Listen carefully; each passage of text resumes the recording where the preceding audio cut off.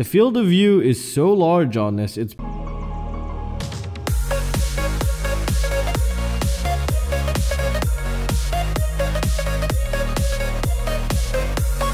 Hey, what is up guys, and welcome back. So today we're going to be taking a look at the new TOPSKY goggle. Now there's a couple things to take note of before you purchase this. Now the features are really great, but I don't think it'll fit a lot of people's faces, and this is very important here. Now if you take a look at the IPD adjustments, I have mine all the way out. Now I brought in the other goggles to show you. My IPD adjustments on almost everything is all the way on the inside. So you know, if you have just the slightest, if you ever use the Fat Shark and you're just slightly off the inside just a little bit, it's not going to work for you. Same thing with my Fat Shark. What is this? This is the HD3, this is the HDO, and this is the Sky Zone here. Still same thing, as you can tell, just here slightly off. But I'm still all the way on the inside. So if you're any larger than this, it's not going to fit. It's aimed for people with smaller heads or probably even a younger generation. But now let's get into its overall performance and what I think of it. Battery life is pretty decent. So far I've used it for 40 minutes without having to charge. It does have a battery indicator. I'm also going to show you the DVR footage, which is not really great, especially when it's changing between the two diversity receivers that are built inside. And it is using two diversities, and you can actually see the diversity working in the DVR, but that just renders the DVR kind of useless because there's a lot of breakup. However, in the video feed, which I'll show you also recorded directly through this, there's a couple things that are not really great. Actually, just one thing, which is there's this weird diagonal sync. I can't explain it, but I'll show it to you right now. If you can see that when I'm yawing or when I'm turning, you can see it and it just disappears. And I don't know what the hell that's coming from. It's not in the DVR, so it's not coming from the receivers. I don't know if it's either from the LCD or from the lens. But I don't know if I'm going to have enough time to come back and debug and figure out where the issue is coming from. Now, in terms of comfort, now let's speak about this in terms of fitment. Let's just say it did fit your face. If it does fit your face, and that whole, you know, the diagonal sync or the diagonal lines are not really bothering you, when you put a Fat Shark on, it feels like you're looking at a postage stamp. The field of view is so large on this, it's pretty crazy. It's like a more comfortable version of a box goggle like this right here. So this is like the EV800D or the Toby Rich.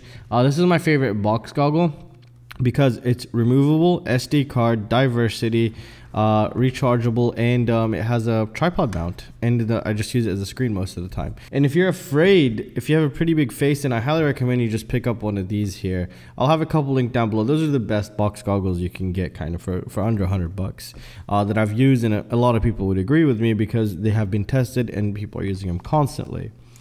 Now, in terms of functionality, you do get, you know, you have an AV input. You can also turn off the receivers. So for example, if you're using an AV input from a, let's just say a docking, and you had like a Fat Shark module, you can go ahead and put the AV input here, and you can turn off the receivers. So that's really great down here. There's a little button to power off the receivers. Now, in terms of packaging, what they provide you with, they really don't provide you with much.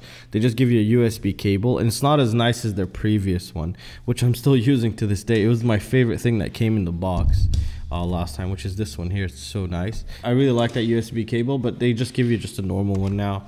Also, the battery is removable. It is a 1S 2000 milliamp lithium ion pack or polymer, it doesn't matter. It's just a 1S in here, so you could change it out if you wanted to. And you could even connect via USB, so to a power bank while you're using it. And if we flip it over, it does have DVR. Now, DVR is inserted up top here. So to start recording, just hold it once, it'll start recording, which is really nice. Most of the other goggles have a two-step process, which is one button to initialize and then another button to record. But this one is just one button to start and one button to stop, which is really nice. If you wanted to view your DVR, you can do that right here. And this pad will control the DVR. And this is the power button to turn it on and off. Here we have the mode. You can switch your diversity to switch, you know, the switching speed between slow, medium, and fast. I was playing with that to see if it affects the DVR. It makes it a little bit better, so I did test it on slow and fast. I didn't see any difference. The DVR, you can still see the problem in the DVR also, so it still seems like it's switching pretty quick. We have a dedicated button for band, dedicated button for channel, and a dedicated button for search. Search isn't the greatest. I'd give it like a 4 or 3 out of 10.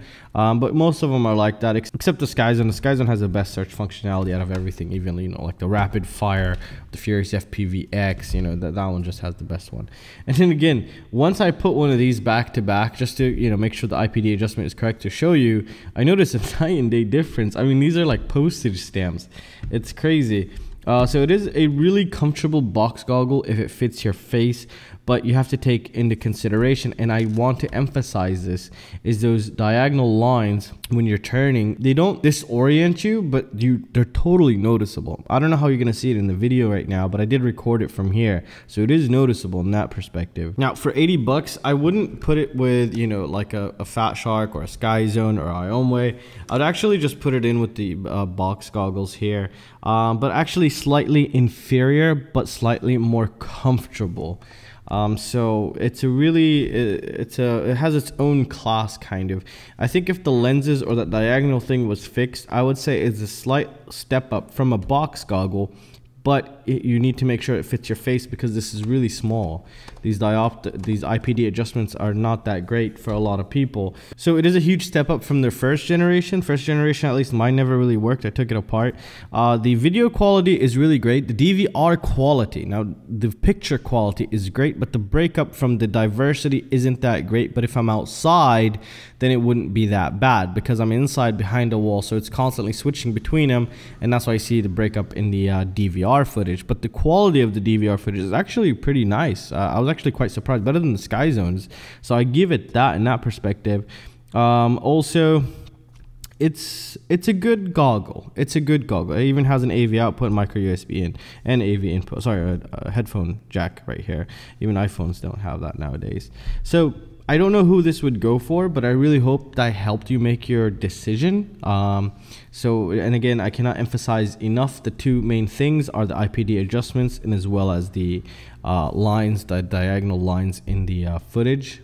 And the other box goggle I'd recommend would be like the EV800D, the diversity version, or this one, the Tobii Rich. It's a bit cheaper because they don't give you as much as the Eachine, but it's the same goggle. So yeah, I'm just using this one now, and I'm planning on modding this into my X9 Lite. And well, that's it guys. I'll see you in the next one. Peace out.